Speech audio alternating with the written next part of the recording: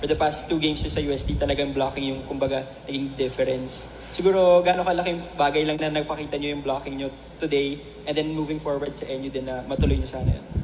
Siguro, isa sa masasabi ko na strength namin yung blocking. So, pag hindi nag-work talagang medyo mahirapan kami sa ilalim. Yun naman kasi, medyo may height yung team. So, kailangan talaga i-push mo sila doon sa pag-block. And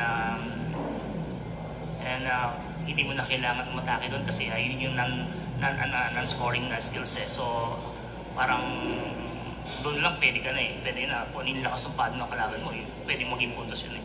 So, mas maganda yung palaging yung focus mo na sa pag-block, hindi yung dahil aatake ka lang kung gusto mo pumuntos. So, isa sa mga strength ng team. And Amy, following up dun sa question na yun, kumbaga yung blocking talaga yung naging signature na ng Lasal over the years, and lalo sa mga championship runs din. So how ready are you for the challenge of being, I guess, the leading middle blocker ngayon ng Lasal, entering this championship series nga with Amy?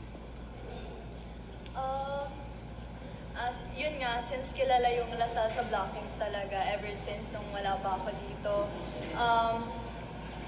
yun, pag tsatsagaan ko lang talaga, mag-work hard pa ako para sa championship, para makatulong din sa kanila. And nandyan din naman yung teammates ko for me. So,